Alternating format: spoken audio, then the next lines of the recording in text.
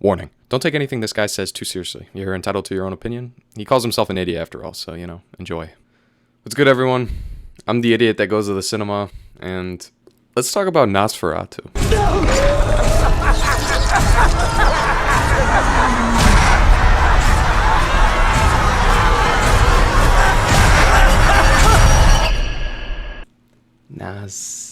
Nosferatu. Okay, well, I just posted my first actual movie review yesterday on Weapons, and to say the least, I was very unhappy with my performance. I was unprepared, and I wasn't exactly happy with the finished product. This time, I planned it out. I'm ready, and it's gonna be good. It's gonna be good, I promise. I have points I want to hit on right in front of me on the screen, and I think it's gonna be a lot more coherent and understandable. So let's flip and get into this. All right, so let's first up talk about what Nosferatu is. It's essentially a play on the old 1922 film, which was an hour and 5 minutes long, very dated, but that original movie was said to have been a statement piece or the groundwork for all future horror movies afterwards. So apparently, Nosferatu 2024, the remake, stays pretty loyal to the original story of the vampire and the Count. And the story essentially just follows a vampire and his obsession with a bride. All this crazy stuff in between that I won't exactly spoil.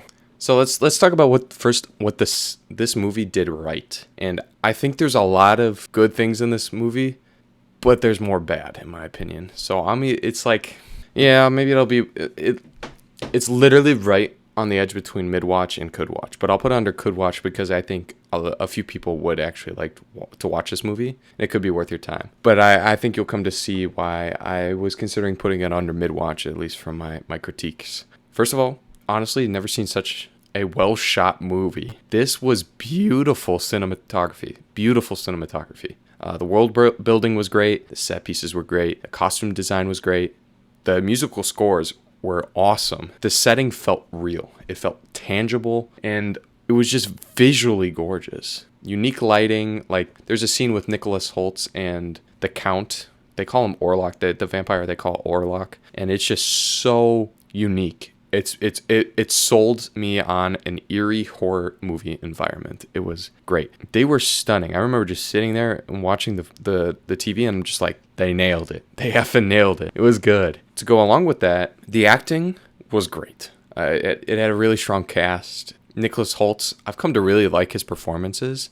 I even liked his Lex Luthor, to be honest, in Superman, which maybe I'll do a review on, maybe I won't. I think I will, because I said I would. Pretty much do every movie I could. Willem Dafoe, I think, steals the show in this movie. He delivers some of the best lines and the best scenes, in my opinion. I genuinely smiled after a few of these, which is why I don't think I could put it in mid-watch. I think this is definitely a could-watch movie. He stole the show. It was great. I love me some Willem Dafoe, that's for sure. Also, Lily Depp in this movie, Lily Rose Depp, the person who plays Ellen, tell me she could not be Wednesday's mom, like Miss Mortician or whatever her name is. It's insane. It's uncanny, honestly. And lastly, I think what this movie does right is it pays homage to the movies of old. Essentially, the style, the acting, the set pieces, the direction, and I think just the commitment overall to the movie. And it's a good thing. I think a lot of modern movies seem to lack that at times. And this was really tribute and homage to older movies. And now, on the unfortunate part, this movie was so beautiful. Didn't want to have this, but it has some issues. And I think the number one issue is that it's just slow. It's slow, and it has, at times, uninteresting appeal. You didn't feel engaged. I lost attention frequently. The movie felt too long, especially compared to its predecessor. At an hour and 5 minutes, this movie is like 2 hours and 12 minutes. And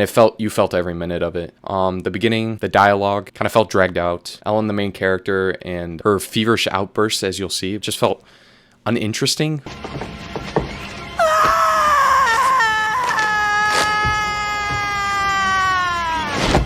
It wasn't like a typical possession like you maybe saw in Conjuring movies or something like that. And the movie genuinely felt too long. Additionally, I don't think we saw enough of Bill Skarsgård's vampire and the character design and horror elements in general. This movie didn't do enough on the horror factor. And this adaptation and this usage of the vampire, you never really get to grasp his actual power. He didn't have that much of a presence in this movie, I felt like. He haunts. He craves Ellen, the bride, right? And then He sexually pleases and then dies. It's essentially all he does. I never felt the big baddie of the movie had a presence or had actual power over people, and it just felt like a weird guy lurking in the shadows that bites from time to time.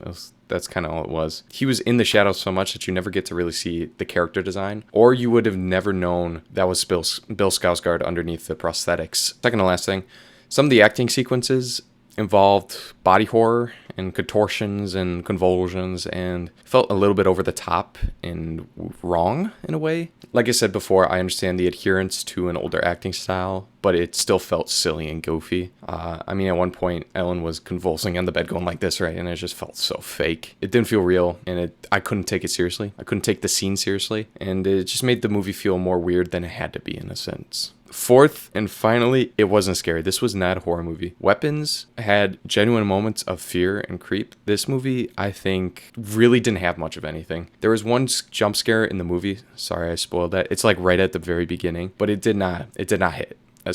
It did not hit. I didn't flinch. There was zero shock. And I think that's an unfortunate drawback because the cinematography and the scene progressions were cool and unique, and even had a little bit of creep factor, I'll admit that, but it just wasn't scary. Dracula, the vampire, Orlok, so dumb, Orlok. Why would they name it Orlok? Orlok versus Dracula. Orlok, I sound like I'm gonna go to the mall and I'm gonna go sit on Orlok's lap. Like, what am I doing? It just didn't seem scary. It didn't seem scary. And I think that's overall my biggest issue with this is that it was slow, maybe a little over the top, not enough Dracula, and man, it just was not scary. But again, I would even recommend this to an extent just because it's so visually stunning, and again, the scenes are gorgeous, but you're just gonna have to, I don't know if it's enough to make up for just how slow this movie was. Anyway guys, hopefully that's a much better take and it's a lot more coherent in this one. All right, this was Nosferatu